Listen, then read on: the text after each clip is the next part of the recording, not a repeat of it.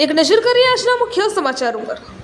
આજરોજ એક વાત કરીએ તો શ્રાવણ મહિનો એટલે કે ધાર્મિક મહિનો ગણવામાં આવે છે, જેમાં ઘણા બધા નાના મોટા તહેવારો પણ આવતા હોય છે, પરંતુ એમાંથી એક મુખ્ય તહેવાર એટલે જન્માષ્ટમી ગણવામાં આવે છે, જેમાં આજરોજ તારીખ 26/8/2024ના રોજ થરાદ ખાતે શિડલ યુવક મિત્ર મંડળ થરાદ દ્વારા જન્માષ્ટમી નિમિત્તે શોભાયાત્રા નીકળવામાં આવી હતી, જેમાં થરાદ ખાતે શિડલ યુવક મિત્ર મંડળ થરાદ દ્વારા જન્માષ્ટમી નિમિત્તે મટકી ફોડ કાર્યક્રમ યોજવામાં આવ્યો હતો।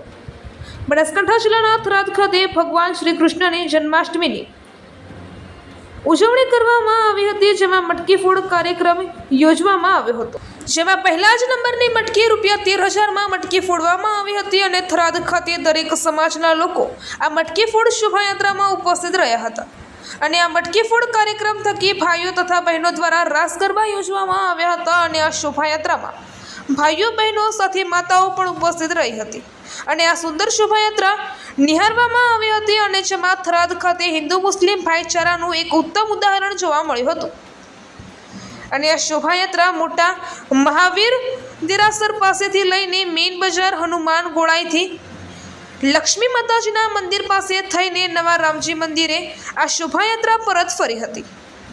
રિપોર્ટર જક્ષ ગુજરાત ન્યૂઝની સાથે કયુમભાઈ ચૌહાણ, થરાદ લાખણી, બ્યુરો ચીફ, બનાસકાંઠા। બોલ કૃષ્ણ કનૈયા।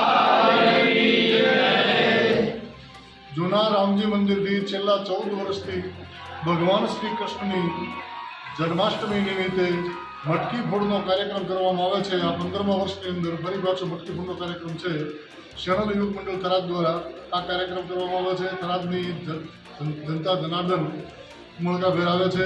આનંદ અને બહુ ખુશીનો માહોલ હોય છે અને ખુશીના માહોલ વચ્ચે તમામ ધર્મપ્રેમી જનતા, તમામ જ્ઞાતિની જનતા આ શોભાયાત્રામાં જોડાય છે, મટકી ફોડના કાર્યક્રમમાં જોડાય છે અને મટકી ફોડના કાર્યક્રમની અંદર જે મટકી ફોડ થાય એમાં મટકી ફોડવાનો ચડાવ બોલવામાં આવે છે।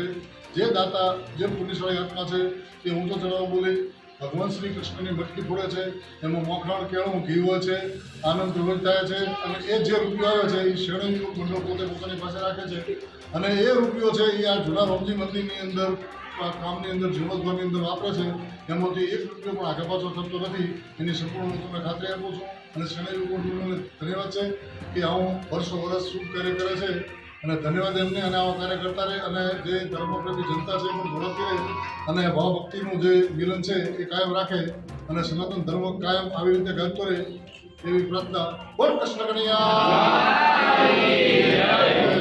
આજે જન્માષ્ટમીના દિવસે થરાદમાં ભગવાનની ભવ્ય રથયાત્રાનું ગોવિંદા ચોકીએ સરસ મજાનું આયોજન કરેલું છે। છેલ્લા 15 વર્ષથી થરાદના યુવાનો દર સાલ આ રીતે રથયાત્રાનું આયોજન કરે છે અને ખૂબ હર્ષોલ્લાસ સાથે અત્યારે રથયાત્રા કાઢવા જઈ રહ્યા છે અને ઠેક ઠેકાણે મટકી ફોડનો પણ કાર્યક્રમ રાખ્યો છે। ખૂબ ઉત્સાહના માહોલ સાથે થરાદ શહેરની અંદર યાત્રા ફરશે અને દરેક કોમના ભાઈઓ આની અંદર ખૂબ ઉત્સાહપૂર્વક ભાગ લઈ રહ્યા છે।